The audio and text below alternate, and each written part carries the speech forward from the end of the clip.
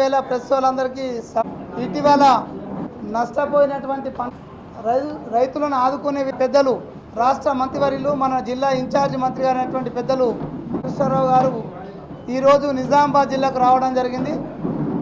మంత్రి గారితో పాటు నిజామాబాద్ రూరల్ బాన్స్వాడ నియోజకవర్గ బాధ్యులు, అదేవిధంగా ఉర్దూ అకాడమీ చైర్మన్. మీడియా మిత్రులకు నమస్కారం.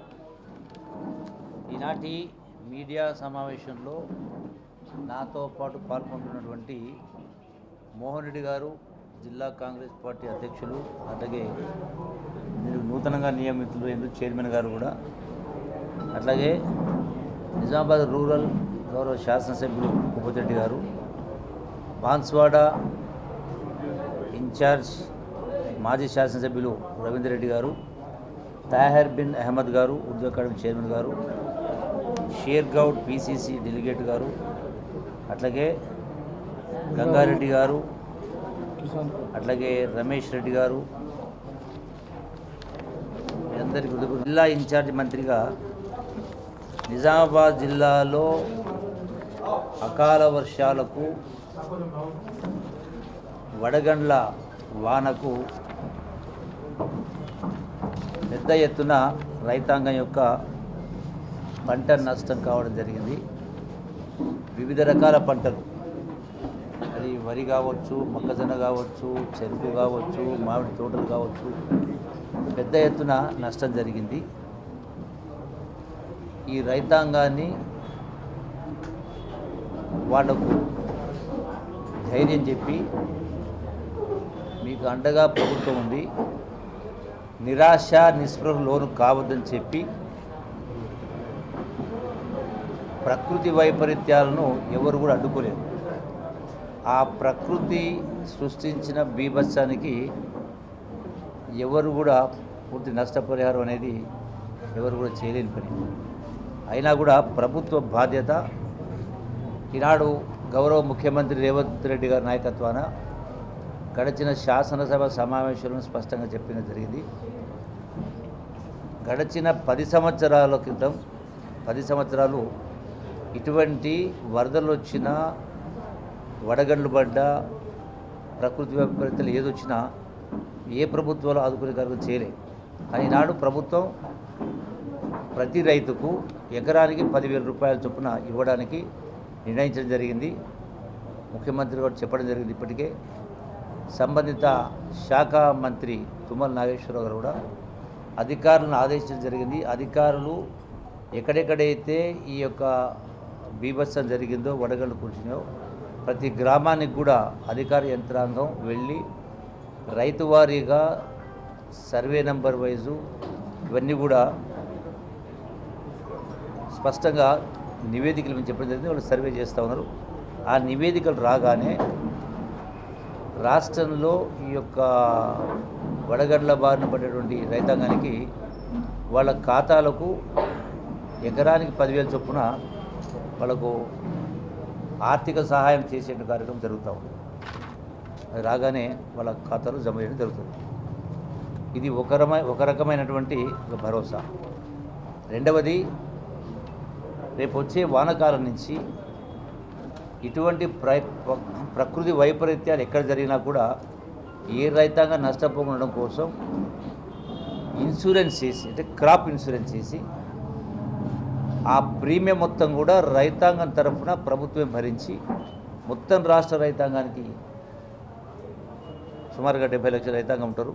వాళ్ళందరికీ కూడా ఈ ప్రీమియం భరించి క్రాప్ ఇన్సూరెన్స్ చేసి ఆ ఇన్సూరెన్స్ కంపెనీస్ ద్వారా కూడా ఆ రైతులను ఆదుకునే కార్యక్రమం చేయడం జరుగుతుంది. ఇది రెండవది. మూడవది, గతంలోనే చెప్పిన విధంగా ఈ యొక్క రైతు భరోసా అయితే ఇస్తామని చెప్పడం జరిగిందో, ఎకరానికి అంటే వచ్చేటువంటి త్వరిత కాలంలో అది కూడా ఇవ్వడం జరుగుతుంది. ఎకరానికి 15,000 రూపాయలు చొప్పున. ఇప్పుడు ఈ సంవత్సరానికి సంబంధించి, అంటే మన జరిగినటువంటి రబీ క్రాప్ సంబంధించి ఇప్పటికే రైతు ఖాతాలలో మొత్తం రాష్ట్ర రైతాంగం 69,86,000. దీనికి గాను 58,60,000 మందికి రైతాంగానికి వాళ్ళ ఖాతాలలో ఈ రైతు భరోసా అంటే యొక్క డబ్బులు వాళ్ళ ఖాతాలో జమ చేయడం జరిగింది. ఇంకా కొంత మిగిలిన కొందరికి అది కూడా త్వరలోనే వచ్చేటువంటి వారం రోజులనే ఆ బ్యాలెన్స్ కూడా ఆ రైతాంగం ఖాతాలో ఆ డబ్బులు జమ చేయడం జరుగుతుంది. మరి ఒకవైపున ప్రభుత్వం ఇంత ఆర్థిక పరిస్థితి దయనీయంగా ఉంది. ఎవరి పుణ్యఫలం ఇది అంటే గడిచిన 10 సంవత్సరాల కాలంలో ధనిక రాష్ట్రాన్ని అప్పచెప్తే ఆ రోజున సుమారుగా సబ్జెక్టు కరెక్షన్ 70,000 కోట్లు సుమారుగా, ఈ రోజున 8 లక్షల కోట్లు అంటే 7,11,000 కోట్లేమో బడ్జెట్ పరంగా, మరో 80,000 కోట్లు విద్యుత్ సంస్థల తరఫున 8 లక్షల కోట్లు అప్పు చేసి ఆ అప్పుకు 60,000 కోట్ల వడ్డీ. అంటే ప్రతి సంవత్సరం ఈ సంవత్సరం కూడా ఈ ప్రభుత్వం వచ్చిన తర్వాత కూడా ఆ డబ్బు చెల్లించే కార్యక్రమం చేస్తూ ఉన్నాం. అంటే 60,000 కోట్ల వడ్డీ కట్టడానికి కూడా మళ్ళీ అప్పు ఇవ్వాల్సి వస్తూ ఉన్నాం. అయినా కూడా చేస్తూ ఉన్నాం.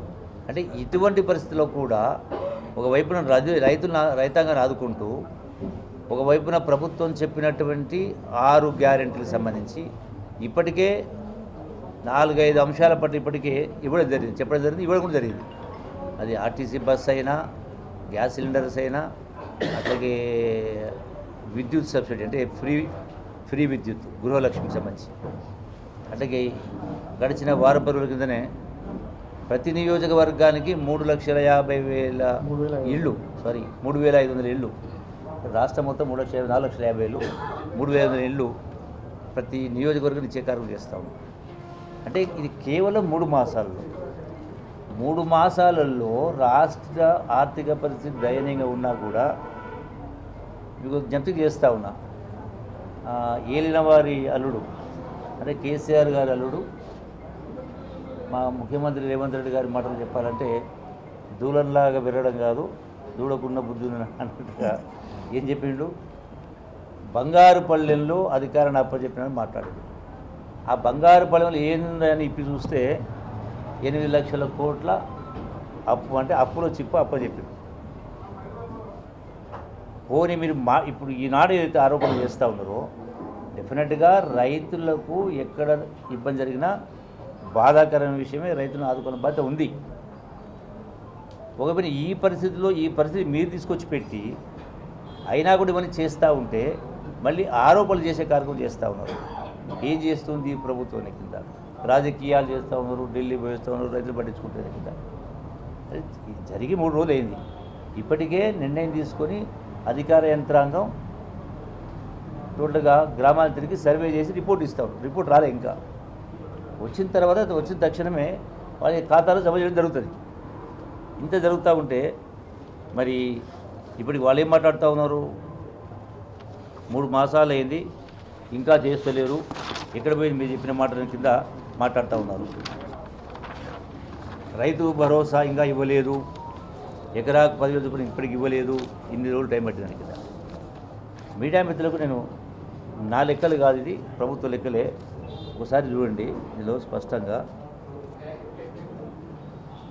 గడిచిన సంవత్సరం తీసుకుంటే 22-23 ఆర్థిక సంవత్సరానికి వానాకాలాన్ని 69 రోజులకు ఇచ్చారు. అట్లాగే యాసంగిన అంటే గడిచిన యాసంగి పంటది 21 డిసెంబర్ మొదలుపెట్టి మే వరకు ఇచ్చారు. మరి మార్చిలో ఉన్నాం కదా, ఇంకా ఏప్రిల్ రాలే కదా, మార్చిలో పూర్తి చేస్తున్నాం కదా. అంటే వాళ్ళు చెప్పే మాటలకు చేయడానికి పొంతన ఉందా? 21-22లో కూడా యాసంగికి సంబంధించి అంటే డిసెంబర్ మొదలుపెట్టి అది కూడా ఏప్రిల్ దాకా కొనసాగించడం జరిగింది. అంటే ప్రతి సందర్భంలో కూడా 2 మాసాలు 3 మాసాలు 4-5 మాసాల వరకు పొడిగించడం జరిగింది. ఇవన్నీ కూడా అంటే వాళ్ళు చేసింది కప్పిపుచ్చుకోవడం కోసం ఎదురుదాడి చేసేటువంటి ప్రయత్నాలు చేస్తారు. మరి ఇటువంటి తప్పుడు లెక్కలు చెప్తూ ప్రభుత్వాన్ని బదనాలు చేయాలన్నటువంటి కార్యక్రమం చేస్తూ ఉన్నారు. ఈ రోజున రాష్ట్రంలో ఈ పంట నష్టం గురించి సుమారుగా మొత్తానికి సంబంధించి 22,000 మొత్తం రాష్ట్రంలో ఈ యొక్క పంట నష్టానికి సంబంధించి 40,000 ఎకరాలు 40,000 ఎకరాలకు పంట నష్టం జరిగింది. గడచిన ప్రభుత్వం 150,000 ఎకరాల పైన పంట నష్టం జరిగితే కూడా వాళ్ళు మొత్తం కూడా కొద్ది మొత్తం ఇచ్చి చేతి దులిపేసుకున్నారు. ఆ తర్వాత 10 సంవత్సరాలు ఎన్ని సందర్భాల్లో పంట నష్టం జరిగినా, వరదలు వచ్చినా, వడగండ్లు వచ్చినా ఏ రోజు కూడా వాళ్ళు ఇచ్చినటువంటి పాపన పోలే. ఏనాడు కూడా వాళ్ళు రైతులను ఆదుకునేటువంటి కార్యక్రమం చేయలే. అట్లాగే గత ప్రభుత్వం బీఆర్ఎస్ అధికారం ఉన్న సందర్భంలో రైతులకు వినిపించబడి జీరో టోటల్గా ఎక్కడ ఏ సంవత్సరం కూడా ఇచ్చే కార్యక్రమం చేయలే. కనీసం నివేదిక కూడా తయారు చేయలే గత ప్రభుత్వం. 10 సంవత్సరాలు పంట నష్టం జరిగితే రైతాంగానికి ఏ సంవత్సరం కూడా ఒక నివేదిక ఇవ్వలే. కేంద్ర ప్రభుత్వంలో తీసుకోలే, కేంద్ర ప్రభుత్వం అడగలే. అంటే మేము రైతు బంధు ఇస్తా ఉన్నాం కదా ఇంకెందుకు అనే పద్ధతిలో ఈనాడు ఈ ప్రభుత్వం రైతు బంధు ఇస్తూ మళ్ళీ ఇన్పుట్స్ అవుట్పుట్ ఇస్తూ ఉన్నాం కదా. అంటే వ్యత్యాసం అనేది గమనించమని మిమ్మల్ని కోరుతా ఉన్నా. అట్లాగే గతంలో కేవలం ఒక్కసారి మాత్రమే కరువు సాయం, అది కూడా ఒక పంటకి మాత్రమే ఇవ్వడం జరిగింది. అలాంటి వ్యక్తులు ఈ రోజున గొప్ప మాటలు మాట్లాడుతూ ఉన్నారు.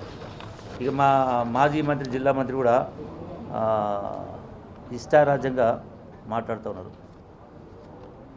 మరి అంటే ఖజానా ఖాళీ ఉన్నా కూడా ఈనాడు ఇవన్నీ కూడా మేము కార్యక్రమం చేస్తూ ఉన్నాం.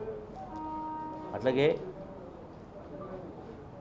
2 లక్షల రుణమాఫీకి సంబంధించి కూడా మొత్తం ఒకేసారి చేయాలనే ఆలోచనతో ప్రభుత్వం కొంత కుదుటపడ్డ తర్వాత చేయాలంటే ఆలోచనతో ఉన్నది.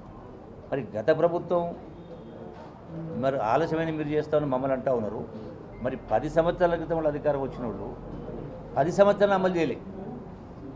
అది అధికారులకు రాకముందుకు 2014 మీరు అందరూ వింటారు. మొట్టమొదటిది వాళ్ళు ఎక్కువగా చెప్పింది ఆ రోజు డబుల్ బెడ్రూమ్.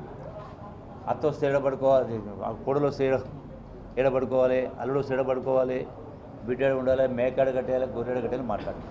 10 సంవత్సరాలు అయింది, ఇప్పటిదాకా గాలి కదా. అట్లాగే దళితులకు 3 ఎకరాల భూమి చెప్పిండు, 10 సంవత్సరాలు ఇవ్వలే. నిరుద్యోగ భూమి చెప్పిండు, 10 సంవత్సరాలు ఇవ్వలే. రుణమాఫీ చెప్పిండ్రు, 10 సంవత్సరాలు ఇవ్వలే. మీరు 10 సంవత్సరాలు చెప్పినా కూడా ఇవ్వలేదు. మాది 3 నెలలకే ఇది చేయలే, ఇంకా కాలే అని మాట్లాడుతూ ఉంటే అంటే కేవలం ఇప్పటికే వాళ్ళు ఓడినటువంటి ఓటమిని జీర్ణించుకోలేక మళ్ళీ ఎప్పుడెప్పుడు అధికారం రావాలన్నటువంటి ఒక తపనతోటి మాట్లాడుతారు. అధికారం వచ్చేది కల్లా. ఇప్పటికే బీఆర్ఎస్ పార్టీ ఖాళీ అవుతూ ఉంది. మీరు చూస్తూ ఉన్నారు, ఎంపీలు, ఎమ్మెల్యేలు. ఇప్పుడు నేను ఈరోజు తెలిసింది ఇక్కడ కూడా నిజామాబాద్ జిల్లాలో కూడా ఇది డీసీసీబీ క్లోజ్ అయిపోయింది. ఇంకోటి మున్సిపాలిటీ ఆర్మూర్ మున్సిపాలిటీ క్లోజ్ అయిపోయింది. అంటే వరుసగా ఒక్కొక్కటి ఖాళీ అవుతూ ఆఖరి బీఆర్ఎస్ పార్టీ క్లోజ్ అవుతుంది. అది వర్షాలు జరగబోయేది. రేపు రాబోయేటువంటి పార్లమెంట్ ఎన్నికల్లో కూడా సంబంధించి కూడా బీఆర్ఎస్ పార్టీకి మహా వస్తే 1 సీటు వస్తుందో, వస్తే 1 రావచ్చు అనుకుంటున్నాం. మా మిత్రుడు 0 అంటున్నాడు. అది జరగబోయేది. అట్లాగే మహిళలకు సంబంధించి కూడా మహిళా సంఘాలకు వచ్చే 5 ఏళ్లలో 1,00,000 కోట్ల రూపాయలు బ్యాంకుల ద్వారా రుణాన్ని అందించే కార్యక్రమం చేస్తాం. మరి 10 సంవత్సరాలు కేసీఆర్ ఇంత గొప్ప మాటలు మాట్లాడి సుదీర్ఘంగా ఉపన్యాసం ఇచ్చి పద్యాలు చదివి కవిత్వం చెప్పి 10 సంవత్సరాలు మహిళలకు 0 వడ్డీ రుణాలు ఇవ్వలే. 10 సంవత్సరాలు బట్టి ఈనాడు మా ప్రభుత్వం రేవంత్ రెడ్డి గారి నాయకత్వాన ఈ మహిళా సంఘాలకు కూడా ఈ యొక్క రుణ సదుపాయం కల్పిస్తూ వడ్డీ లేని రుణాలు ఇచ్చే కార్యక్రమం చేస్తూ ఉన్నారు. ఉద్యోగాలకు సంబంధించి, నియామకాలకు సంబంధించి మీరు 10 సంవత్సరాలు చేయని పనిని ఈరోజు కాంగ్రెస్ ప్రభుత్వం భుజానికి ఎత్తుకుని అవన్నీ వరుసగా పోస్టులు ఫిలప్ చేసే కార్యక్రమం చేస్తున్నాం, అపాయింట్మెంట్ చేసే కార్యక్రమం చేస్తాం. ఫస్ట్ ఆఫ్ ఆల్ టీఎస్పీఎస్సీ పూర్తిగా నిర్వీర్యం చేసి ఆ విద్యార్థుల నోట్ల మట్టి కొట్టింది. అప్పుల పాలైన వాళ్ళందరూ కూడా పరీక్షలు రాసి ఉల్టా హైదరాబాద్కి వచ్చి అప్పులు చేసి హాస్టల్లో సీట్లు తీసుకొని చాలా ఇబ్బందులు పడి, సో అటువంటి దాన్ని పూర్తిగా ప్రక్షాళన చేయడం జరిగింది. టీఎస్పీసీని ప్రక్షాళన చేసి మళ్ళీ కొత్త కమిటీ వేసి 3 మాసాల లోపలనే కొత్త కమిటీ వేసి వ్యవహారం చేసి ఈరోజు నియామకాలను కూడా నియమించే కార్యక్రమం కొనసాగుతుంది. ఇప్పటికే ఒక 30,000 దాకా అపాయింట్మెంట్ ఇవ్వడం జరిగింది. అట్లాగే 2008 డిఎస్సి అంటే సుమారుగా 15 సంవత్సరాల నుంచి పెండింగ్ ఉంది. 2008 డిఎస్సి సంబంధించి సుమారుగా 1,800 మందికి ఉద్యోగాలు ఉంది. 15 సంవత్సరాలు పట్టింది ప్రభుత్వం ఇవ్వలేదు. మరి ఈనాడు మేము జీవో కూడా ఇవ్వడం జరిగింది. వాళ్ళకి అపాయింట్మెంట్ ఆర్డర్ కూడా ఇస్తా ఉన్నాం ఉద్యోగాలకు సంబంధించి. అట్లాగే అంటే ఈ ప్రభుత్వం అన్ని వర్గాల వాళ్లకు అండగా ఉంటారు. గత ప్రభుత్వం జీతాలు కూడా ఇవ్వలే, 10-15 నెలాఖరు ఇస్తూ ఉంది. ఈరోజున 1వ తారీఖులనే ఇన్ని ఇబ్బందులు మీరు పెట్టిపోయినా ఈరోజున 1వ తారీఖులనే ఉద్యోగస్తులకు జీతాలు ఇచ్చే కార్యక్రమం చేస్తూ ఉన్నాం. అట్లాగే ఆర్టీసీ ఉద్యోగులకు 21% ఫిట్మెంట్ ఇచ్చే కార్యక్రమం చేస్తాం. ఎంత గోడాడిచ్చిండ్రు ఆర్టీసీ ఉద్యోగుల్ని అంటే రాజకీయం కోసం ఒక వ్యక్తి కోసం ఆర్టీసీ సంస్థనే మూసేస్తామని చెప్పింది. 45 రోజులు వాళ్ళు రోడ్డు పాలేదు. తర్వాత ఎన్నికలు వచ్చే వరకు మళ్ళీ వాళ్ళు దువ్వే కార్యక్రమం చేసినారు. అయినా కూడా మీ భర్తం పట్టే కార్యక్రమం చేసినారు అన్ని వర్గాల వాళ్ళు ఈరోజున. అట్లాగే సింగరేణి కార్మికులకు కూడా 1 కోటి రూపాయలు బీమా అంటే ఇన్సూరెన్స్. సింగరేణి కార్మికుడు చనిపోతే గనులలో ఒక్కొక్కరికి 1 కోటి రూపాయల ఇన్సూరెన్స్ కూడా ప్రభుత్వం ప్రీమియం కట్టి సింగరేణి ద్వారా అది కూడా వాళ్ళకు సహాయం చేసే కార్యక్రమం చేయడం జరిగింది.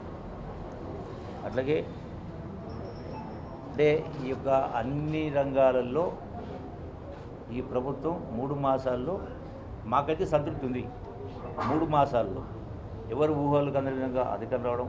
మేము అధికారులకు ఎందుకు ఎట్లా వచ్చినాం అంటే మీ యొక్క అహంకారం వల్ల, మీ యొక్క దర్పం వల్ల, మీ యొక్క నియంతృత్వం వల్ల, మీ యొక్క అవినీతి వల్ల ఈరోజున రాష్ట్ర ప్రజలు చీకొట్టి మేము ఇంటికి సాగనంపినా కూడా ఇప్పటికి కూడా మీ యొక్క ఆలోచనల బుద్ధిలో మార్పు రాలే. నిజామాబాద్ జిల్లాకు సంబంధించి కూడా గతంలో యాక్చువల్గా ప్రాణహిత చేవెళ్ళ ప్రాజెక్టు ఆనాడు రాజశేఖర రెడ్డి గారు చేసినప్పటికీ దాన్ని కంటిన్యూ చేసి ఉంటే ఇప్పటికే కొన్ని నియోజకవర్గాల్లో నీరు వచ్చేది. కాళేశ్వరం అని చెప్పి 1,80,000 కోట్ల రూపాయలు 1,80,000 కోట్ల రూపాయలు టెండర్ పిలిచి 1,000 కోట్ల రూపాయలు అవినీతి చేసి ఆఖరికి ఆ ప్రాజెక్టు గత ఏమైందో ప్రజలకు కళ్ళారా చూస్తూ ఉన్నారు.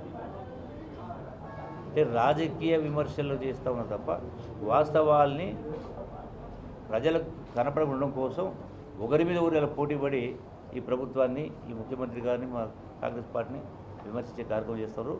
మీరు ఎన్ని మాట్లాడినా, తలకిందుల తపస్సు చేసినా, శిరాశాసనం చేసినా వచ్చేటువంటి పార్లమెంట్ ఎన్నికల్లో మీరు సీట్లు గల్లంతు, మీ పార్టీ కూడా గల్లంతు కాబోతూ ఉంది. ఇప్పటికే వరుసగా చేరికలు మొదలైనవి.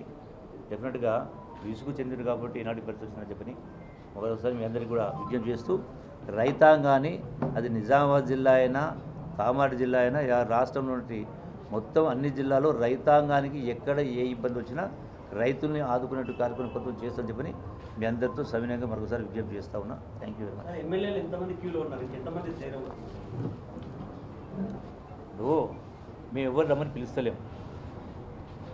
ప్రభుత్వాన్ని ఈ ప్రభుత్వం 4 మాసాలు ఉంటుంది, ఈ ప్రభుత్వం 6 మాసాలు ఉంటుంది చెప్పని ఒకవైపున బీఆర్ఎస్, ఒకవైపున బీజేపీ కామెంట్ చేస్తూ ఉంటే బీఆర్ఎస్ ఎమ్మెల్యేలే మేమే మీకు అండగా ఉంటాం, మేమే మీకు అండగా ఉంటాం అని మాట్లాడుతూ ఉన్నారు. తప్ప ఇది వాస్తవ బీఆర్ఎస్ పార్టీ కాలేదంటే ఎంతమంది ఉంటారని ఏం చెప్పాలను? టచ్లో ఉండే వాళ్ళ వార్త చూసి వాళ్ళే వచ్చి కలిసిపోతా ఉన్నాం, మేము మీకు అండగా ఉంటాం. ఫస్ట్ ప్రజాపాలన పేరుతో పార్టీ ఫిరాయింపులు చేస్తుంది కాంగ్రెస్ పార్టీ, ప్రజా సమస్యలు పట్టించుకోవట్లేదని ప్రధాన ఆరోపణ. మీకు ఇప్పుడు పూసగుచ్చినట్టుగా లెక్కలతో చెప్పిన ప్రజా సమస్యలు పట్టించుకోకపోతే ఇవన్నీ చేస్తామా? మీరు వచ్చినటువంటి ప్రదేశం మీరు పట్టించుకున్నది కాదా? ఆ రైతు ఆ అధికారిని ఆల్రెడీ ఆ జరిగినటువంటి మరో రోజే ఇక్కడ ఉన్నటువంటి మా స్థానిక ప్రజాప్రతినిధులు పౌర శాసనసభ్యులు కావచ్చు, ఇతర ప్రజలు కావచ్చు, వాళ్ళందరూ గ్రామాలకు వెళ్ళలేదా? రైతాంగం కలుసుకోలేదా? మరో రోజే అధికారులు రాలేదా?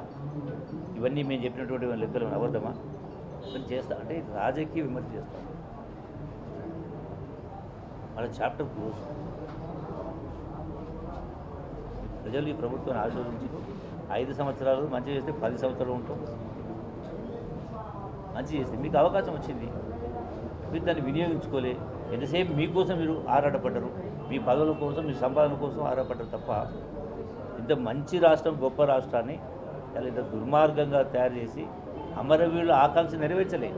అమరవీరులు కోరుకున్న తెలంగాణ ఇది కాదు, వాళ్ళు చేసిన పరిపాలన కాదు. స్వచ్ఛమైన పరిపాలన ఉండాలి, నిజాయితీ పరిపాలన ఉండాలి, ప్రజాస్వామ్యం పరిడవిల్లాలి అని తపనపడి వాళ్ళ ప్రాణత్యాగాలు ఇచ్చారు. వీళ్ళ కోసం, వీళ్ళ కుటుంబం కోసం కాదు. ఇప్పటికైనా అర్థం చేసుకోవాలని చెప్పి మరొకసారి విజ్ఞప్తి చేస్తున్నాను.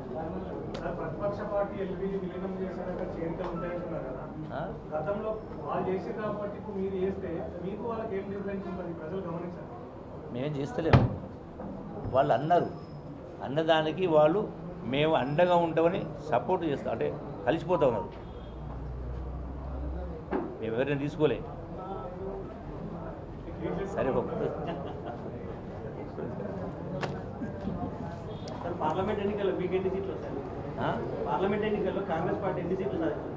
మీకు బీఆర్ఎస్కి 1, బీజేపీకి 2 అంటే 8 మిగులుతాయి.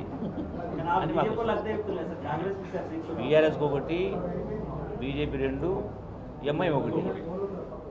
ఎన్నైంది? 1, 2, 3, 4. 4 పోతే 12 ఉంటాయి, 13 వస్తాయి. నిజామాబాద్లో 2 వస్తాయి. అవిభక్త నిజామాబాద్ జిల్లాలో 2 వస్తాయి. జిల్లాలో జరిగిన గతంలో కానీ ఆల్రెడీ ప్రాసెస్ స్టార్ట్ మీరు చూస్తూ ఉన్నారు. అవినీతి పైన, కాళేశ్వరం అవినీతి పైన ఆల్రెడీ జ్యుడిషియల్ వాళ్ళని అడగడం జరిగింది. ఒకవైపు కమిటీలు వేస్తూ ఉన్నారు, ఏసీబీ పనిచేస్తూ ఉన్నారు. ఇప్పటికే మీరు చూస్తలేదా కొందరు ఒక్కరి దగ్గరనే 500 కోట్ల రూపాయలు ఆస్తులు దొరికినాయి. 1 కోటి రూపాయలు అంటే ఇక ఆ కింది స్థాయిలో పనిచేసే వాళ్ళనే 100 కోట్లు జరిగితే ఇక పై స్థాయిలో పరిస్థితి ఉంటుంది. 1000 కోట్లు. అసెంబ్లీ సాక్షిగా చెప్పినాం కదా,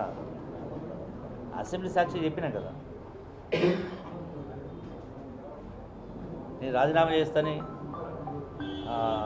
హరీష్ రావు మాట్లాడుతూ ఉత్తమ్ కుమార్ పైన ఈ డేట్లు, ఆ డేట్లు, ఈ పేపర్లు చూస్తూ ఉంటే స్పష్టంగా చూసాను అవినీతికి ఆ నిరాశ చేయమన్నారు.